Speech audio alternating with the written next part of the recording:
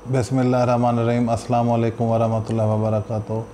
नाज़रीन, आज हमारा टॉपिक जो है इस वक्त मुल्की हालात के मुताबिक सबसे अहम मौजू है और इस वक्त ऐवानों में, मीडिया में, अखबारों में, सोशल मीडिया पे, टीवी चैनल्स में, अदलिया में, वकला में, आम आवाम में सिर्फ़ एक नाम ही चल रहा है और वो है जस्टिस काज़ी फैज़ ईसा।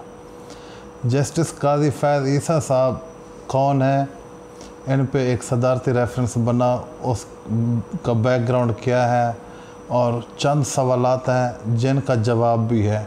वो सारी बातें आपके सामने रखूँगा और बिल्कुल मानो आन वही बताऊँगा जो एक्चुअल पोजीशन है। इसमें कोई मुतनाज़ बात नहीं होगी, किसी के ख़िलाफ़ कोई ऐसी बात नहीं करूँगा जिससे आपको महसूस हो कि किसी एक साइड पे बात कर रहा हूँ। तो काज़ी फैज़ ईसा साहब जस्टिस सुप्रीम कोर्ट, इनका थोड़ा सा तारफ़ करा देता हूँ, उसके बाद हम चलते हैं कि इन पे जो रेफरेंस बना है वो किस बुनियाद पे बना है और उसकी क्या वजूहात है।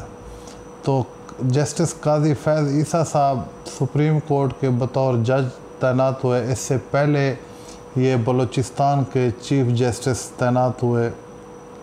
इनके वाले साहब काज़ी अमीन साहब जो कि क़ैद-ए-आज़म के इंतहाई करीबी साथियों में से गिने जाते थे और ब्राज़ील मुल्क में पाकिस्तान की तरफ से पहले सफ़ीर भी मुकर्रर हुए थे। तो जस्टिस काज़ी फैज़ ईसा साहब जो हैं वो पहली मरतबा मंज़र आम पे आम आवाम के सामने, कौम के सामने तब रूनुमा हुए जब परवेज़ मुशर्रफ ने एक chief justice of Pakistan Iftikhar Mohammad Chaudhry को माज़ूल किया। तो उसके बाद काज़ी फैज़ ईसा साहब जो हैं वो मीडिया टॉक्स में भी आए, उन्होंने कॉलम भी लिखे और तहरीक का हिस्सा भी बने। तो काज़ी जस्टिस फैज़ ईसा साहब का ताल्लुक़ बलूचिस्तान के शहर पशीन से है जो कोयटा के बिल्कुल करीब है। तो अब हम आते हैं उन सवालों के तरफ जो हमारे इस पूरे मौजू के जो सवाल हैं वो सवाल भी हैं और जवाब भी हैं। तो सबसे पहले सवाल यह है कि क्या जस्टिस काज़ी फैज़ ईसा पाकिस्तानी अवाम के मुजरिम हैं, और इसका मैं आपको साथ जवाब देता हूँ कि जस्टिस साहब ख़ुद मुख्तार बेटे, शादीशुदा बेटी और बेगम ने जब लंदन में 3 जायदादें ख़रीदी तो उनकी मालियत लगभग 11 करोड़ रुपए बनती थी। जिन जायदादों के ख़िलाफ़ सदारती रेफरेंस बना और जो उनके मालकान हैं वो जज साहब की बेगम, बेटे और बेटी, और ये ख़ुद मुख्तार है। आगे बताऊंगा कि बेटा क्या काम करता है, बेटी क्या काम करती है और बेगम क्या काम करती हैं और सोर्स ऑफ इनकम उनका क्या है, उनकी अपनी जायदादें क्या हैं। वो तीनों रिश्ते ख़ुद मुख्तार हैं। तो उनकी जो उस वक्त की मालियत ख़रीद थी वो पाकिस्तानी रुपयों में 11 करोड़ रुपए है। और यहाँ मैं आपको एक मज़े की बात बताऊँ, यहाँ इस्लामाबाद में F सीरीज़ के सेक्टर में अगर आप कोई घर लेने जाएं तो आज वो भी 11 करोड़ का नहीं मिलता। तो इस 11 करोड़ जिसके ऊपर जज साहब के ऊपर रेफरेंस बना। वैसे यहाँ पर एक और हैरान कुन बात भी आपको बता दूं कि पाकिस्तान में इस वक्त 2 जज साहबान ऐसे गुज़रे जिन्होंने हुकूमत की तरफ से कीमती प्लाट्स जो दिए जाते हैं बतौर तोहफ़तन या ओहदे के लिहाज से 2 जज साहबान ने अभी तक इनकार किया। उनमें से एक साबका chief justice of Pakistan justice Jawad S Khawaja sahab थे जिन्होंने वो कीमती प्लाट लेने से इनकार किया, और दूसरे जस्टिस जनाब काज़ी फैज़ ईसा साहब हैं। और ये रेफरेंस से पहले की बात है, ये भी आपको वाज़े कर दूँ। आजकल एक दिलचस्प बात यह है कि जस्टिस काज़ी फैज़ ईसा नाम लिखने की देर होती है या बोलने की देर होती है तो मुख्तलिफ़ सियासी रहनुमा, मुख्तलिफ़ सियासी कारकुन अपना जुमले कसना शुरू कर देते हैं, सियासी बातें शुरू कर देते हैं। इसके साथ साथ सोशल मीडिया पे कुछ गुमनाम अकाउंट्स होल्डर आ जाते हैं और नाम निहाद सहाफ़ी तो वैसे हर दौर में अपनी दुकान चमकाने के लिए आते हैं। तो ये तो बहुत ही हार्ट इशू है। तो जैसे ही काजी साहब का नाम लिया जाए तो सवालात की बुछाड़ शुरू हो जाती है कि जज साहब के बाप जो है वाले साहब मोहसिन पाकिस्तान थे, मगर बेटा तो चोर है, वो तो जवाब दे, उसे तो पकड़ना है, उसने अगर गलती की है तो वो एहतसाब के दायरे में आए। तो ये तमाम तर जो गलत फहमियाँ हैं इनको हम दूर करेंगे, जो सुप्रीम कोर्ट के एक मोअज़्ज़ज़ जज साहब के ख़िलाफ़ होने वाले तारीख़ी रेफरेंस को समझने में रुकावट बनी हुई है। सोशल मीडिया पे मैं ख़ुद भी देखता रहता हूँ और बहुत बड़े नाम निहाज़ सहाफ़ी जो सुप्रीम कोर्ट के अदालत के कमरा नंबर 1 में मौजूद भी नहीं होते। मैं बतौर तालिब इल्म वकील वहाँ जाता हूँ कानून सीखने की हैसियत से, तो बहुत सारे सहाफ़ी वहाँ मौजूद नहीं होते, लेकिन जब शाम को अपना बयान रिकॉर्ड करा रहे होते हैं या ट्विटर पे होते हैं या टॉक शो में होते हैं, तो वो कसम भी उठा के कह रहे होते हैं कि मैं वहीं मौजूद था, लेकिन वो वहाँ नहीं होते। लेकिन वो अपना जो सहाफ़ती दुकान है या अपने मालिकों से आशीर्वाद हासिल करने के लिए बयान दाग देते हैं। तो इन सारी जो जज साहब के ख़िलाफ़ जो गलत फहमियाँ आवाम के सामने डाल दी गई हैं, आज हम उनको दूर करने की एक कोशिश करेंगे। उसमें गलती मुझसे भी हो सकती है, लेकिन मैंने अपनी तरफ से भरपूर कोशिश की है कि इसको साफ़ शफाफ तरीके से आपके सामने रखूं ताकि जो बातें हैं वो वाज़ेह हो जाएं। अब सवाल है कि क्या जस्टिस काजी फैज़ ईसा करप्शन में मुलविस हैं, ये एक सवाल है। अब इसका मैं जवाब दूंगा। अमूमी तासर ये उभरता है कि लंदन में जायदादें बनाई तो करप्शन ज़रूर की होगी, लेकिन आपको ये जानकर हैरानगी होगी कि साल भर से जस्टिस साहब का केस चल रहा है। लेकिन हैरानगी की बात यह है कि सदारती रेफरेंस तक में ये इल्ज़ाम नहीं लगाया गया कि काजी फैज़ ईसा साहब माजी करीब या माजी बैद में किसी करप्ट काम में मुलविस रहे हैं। ये मैं वो बात बता रहा हूँ कि जो उनके ख़िलाफ़ सदारती रेफरेंस दायर किया गया, उसकी पूरी रेफरेंस की तहरीर में जिसने रेफरेंस दायर किया और जो वकला साहबान वहाँ पेश हुए, उनकी स्टेटमेंट में कहीं पर ये नहीं आया कि काजी जस्टिस फैज़ ईसा ने किसी किस्म की करप्शन की थी या की है।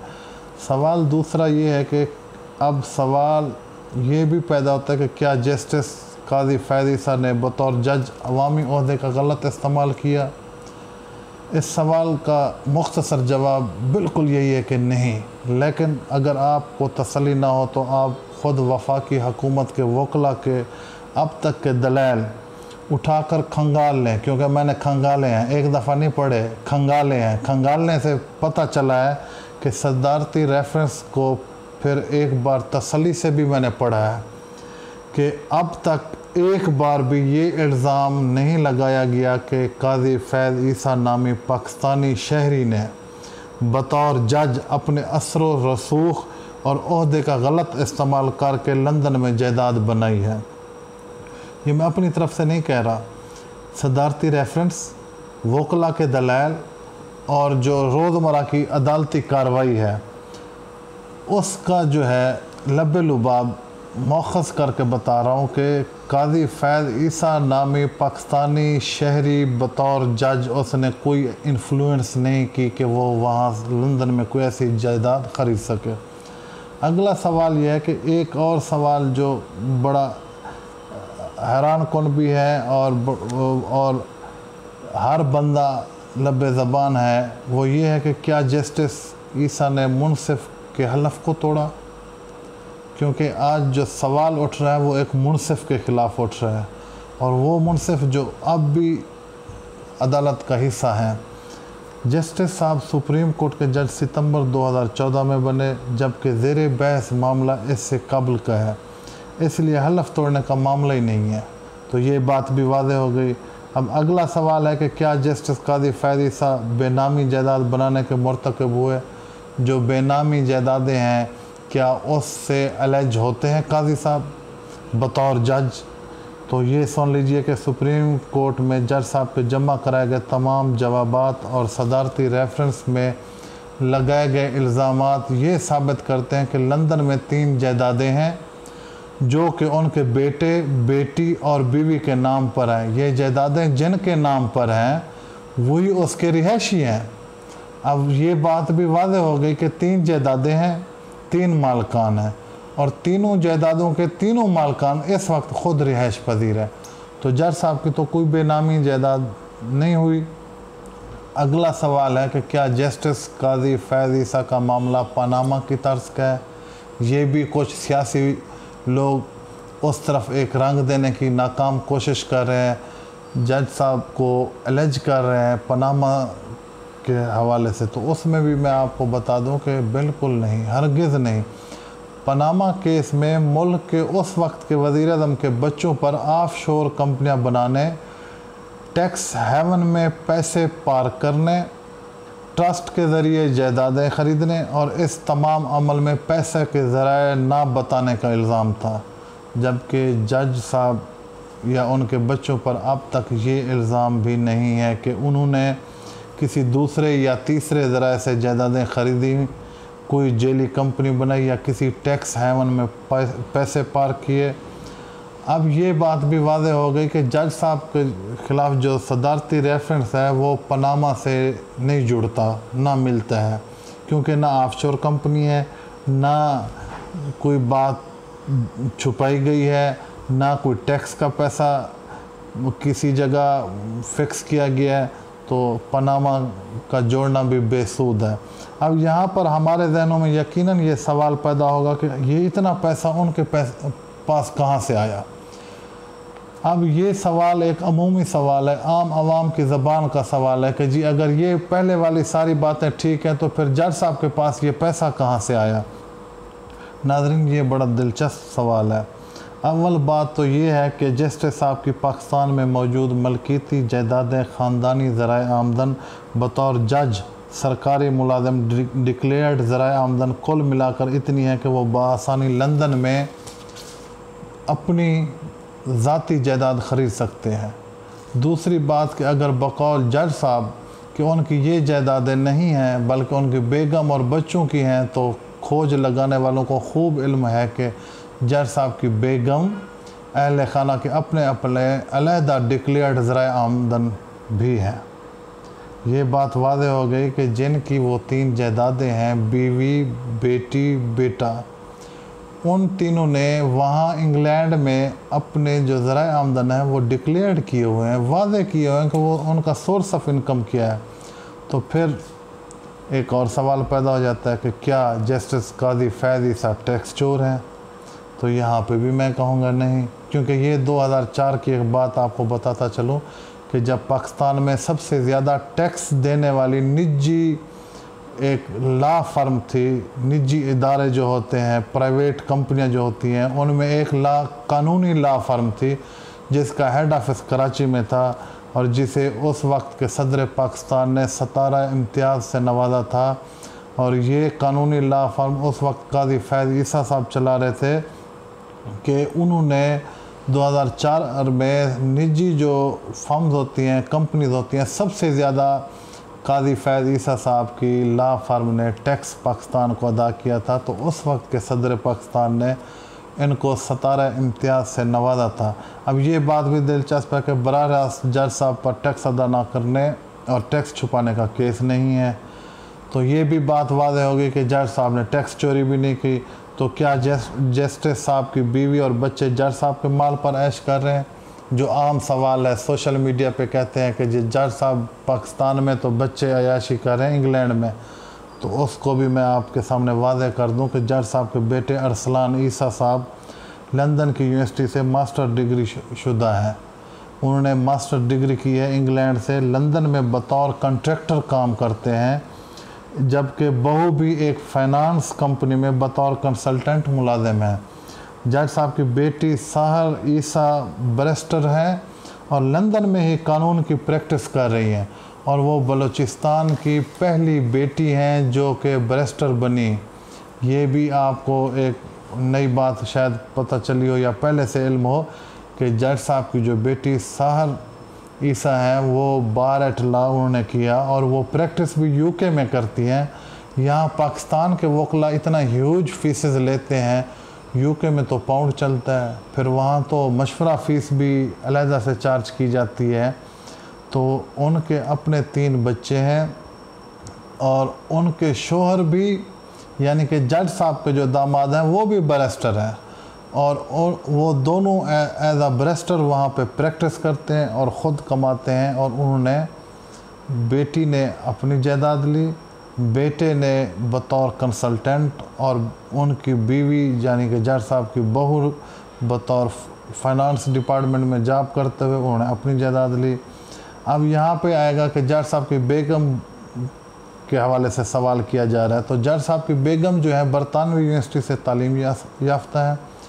उन्होंने बतौर टीचर कई दहाइयाँ मतलब 10-20 साल से भी ज़्यादा एज अ टीचर उन्होंने वहाँ पे टीचिंग की है। और यहाँ पे एक और अहम बात बता दूँ कि जज साहब की जो बेगम है, इस वक्त आप अगर सर्च कर लें या रेवेन्यू डिपार्टमेंट बलूचिस्तान और सिंध से डाटा कलेक्ट करें तो जज साहब की बेगम की सिंध और बलूचिस्तान में सैकड़ों एकड़ पर मुहित ख़ानदानी वरासती ज़री ज़मीन है जिस ज़मीन की वो ख़ुद मुख्तार मालिका है। और ये वरासती ज़मीन उनको शादी से पहले वरासत में मिली थी जब वो जस्टिस काजी फैज़ ईसा साहब की अहलिया भी नहीं बनी थी। अब ये बात तो होने से रही कि कोई जज बन जाए तो उसके घर वाले ख़ुद कुछ नहीं कमाते या फिर सारी उम्र उन्हीं के पैसों या आमदनी पर गुजारा करते हैं। ये वो असासे हैं जो कि जज साहब के घर वालों के हैं और आपके सामने आ गए, सोर्स ऑफ इनकम उनका आ गया और जायदादें जब ख़रीदी जाती हैं तो वो भी सामने आ गया। अब सवाल एक और रूनुमा होता है कि क्या जस्टिस ईसा साहब ने लंदन में महलनुमा घर ख़रीदा। अब ये सवाल भी हर बंदा कर रहा है कि जज साहब ने महल ख़रीदे हैं। तो आप जज साहब के ख़ुद मुख्तार बेटे, शादीशुदा बेटी और बेगम साहबा की लंदन में मौजूद तीनों जायदादों की मालियत का तखमीना लगाएं। जब वो ख़रीदी गई तो तब उनकी मालियत पाकिस्तानी रुपयों में तकरीबन लगभग 11 करोड़ रुपए थी। वैसे आजकल इस्लामाबाद के किसी अच्छे सेक्टर में आप घर लेने जाएं, कोई अच्छा बंगला लेने जाएं तो वो भी इतने पैसों में नहीं आता। अब हम ज़रा आते हैं रेफरेंस दायर करने वालों की बदनीति पे। उनकी बदनीति मुलाहिज़ा है कि उन्होंने जज साहब पर इल्ज़ाम लगाते हुए इन जायदादों की मार्केट वैल्यू 2019 के हिसाब से लगाई। ये ख़रीदी पहले गई जब उनकी पाकिस्तानी रुपयों में 11 करोड़ रुपए वैल्यू बनती थी। अब रेफरेंस दायर करने वालों ने इसको 2019 की मार्केट वैल्यू के मुताबिक हिसाब लगा के 26 करोड़ रुपए पाकिस्तानी बना दिया। अब आप अंदाज़ा कीजिए कि इस वक्त इस्लामाबाद के वीवीआईपी रिहायशी इमारतें जो हैं उनमें अपार्टमेंट जो है 10 से 50 करोड़ रुपए का है। नाम भी बता देता हूँ, सेंटोरस में आप चले जाएँ तो वहाँ आपको 10 करोड़ का भी अपार्टमेंट नहीं मिलेगा। मुस्तफ़ा टावर में 20-25 का है F10 F11 में। तो ये 10 से 50 करोड़ रुपए के दरमियान इनकी कीमतें हैं। तो वो 26 करोड़ पे भी बने तो वो एक पाकिस्तानी, और तो मैं किसी का नहीं कहूँगा क्योंकि चंद सहाफ़ी जो नाम निहाद हैं, बड़े बड़े नाम हैं, उनके अपार्टमेंट्स हैं जो 50 करोड़ एवरेज, उनके 35 से 50 करोड़ एवरेज 3-4 सहाफ़ियों के अपार्टमेंट्स का मैं इल्म रखता हूँ। तो उनके वो अपार्टमेंट्स हो सकते हैं तो जिनकी सैकड़ों एकड़ अराजी ज़मीन हो, जो बार इतला करके प्रैक्टिस इंग्लैंड में करते हों और जो कंपनियों में एज आ मैनेजर या ख़ुद कंट्रैक्टर हों, तो वो क्या 26 करोड़ के फ्लैट्स नहीं ले सकते? ये आपने ख़ुद सोचना है। अब और सवाल है कि क्या सुप्रीम जुडिशल काउंसिल जो है वो कैसी है कि जज साहब के एहतसाब में हमेशा इतनी मुतहरक है, इसमें तेज़ी क्यों दिखा रही है? सुप्रीम जुडिशल काउंसिल ने क्या जस्टिस काजी फैज़ ईसा साहब के रेफरेंस से पहले भी कोई ऐसी फुर्ती का मुजाहरा किया? क्या इनके इस केस से पहले के जो केस ज़ेर अल्तवा हैं, पेंडिंग हैं, मुंतज़िर बराए समाअत हैं, क्या उनसे पहले इस केस को सामने लाना ज़रूरी था? वो जो दर्जनों के हिसाब से सुप्रीम जुडिशल कौंसिल में रेफरेंसेस, दरख्वास्तें, शिकायतें ज़ेर अल्तवा हैं, क्या उनको सुपरसीड करके किस कानून के तहत इस रेफरेंस को टॉप 1 पे लाया गया? क्या आप और मैं इसका मतलब क्या निकालें और इस पे कौन सा सवाल करें? ये भी सुप्रीम जुडिशल कौंसिल पे एक सवालिया निशान है। अब जो आखिरी नुक्ता है वो ये है कि और भी तो जज हैं, आखिरकार जस्टिस काजी फैज़ ईसा ही क्यों, जिनका एहतसाब इतना तेज़ी से करना पड़ा और इतना जल्दी में करना पड़ा, और सदर से लेके सरकारी हर ओहदेदार, हर अहलकार इतना जल्दी में क्यों है? आपके सामने है कि फेडरल लॉ मिनिस्टर फ़रोग़ नसीम साहब को वो जो है मिनिस्ट्री से इस्तीफ़ा दे के बतौर वकील सुप्रीम कोर्ट में क्यों पेश होना पड़ा? क्या हुकूमत वक्त के पास वकीलों की किल्लत हो गई थी, या वकील खुदा न खास्ता कोई नाअहल थे कि फ़रोग़ नसीम साहब को इतना अहम मनसब छोड़ के, और जो उनके छोड़ने के बाद खाली पड़ा है वो क्यों उधर सुप्रीम कोर्ट में बतौर वकील पेश होना पड़ा? और क्या ये एक काजी फैज़ ईसा साहब ही हैं जो इतने बड़े जुर्म के मर्तकब हो रहे हैं, या पाकिस्तान की अदलिया को नुकसान हो रहा है, या पाकिस्तान की सालमियत को नुकसान हो रहा है, कि इनका केस सबसे पहले सुनना मजबूरी है या कोई और बात है? ये तमाम तर सवालात जो हैं आपके सामने रखे, तमाम तर सवालात के जवाबात भी आपको दिए। काजी साहब का थोड़ा सा इंट्रोडक्शन भी कराया। काजी साहब ने बतौर वकील कराची में अपनी लॉ फर्म बना के एक प्रैक्टिस की थी, और उस वक्त सबसे टॉप के प्रैक्टिस कर रहे थे अपनी लॉ फर्म के बिहाफ पे, और उन्होंने टैक्स रिटर्न में सदारती अवार्ड भी हासिल किया। तो क्या आज जिस जज की अपनी ज़ाती जायदाद नहीं और बीवी बच्चे जो कि ख़ुद मुख्तार हैं, उनकी जायदाद पे रेफरेंस बनाना इंतहाई मजबूरी और ज़रूरी बन गया था? मैंने आपके सामने ये तमाम तर सवालात और जवाबात तफसीली तौर पे रख दिए हैं।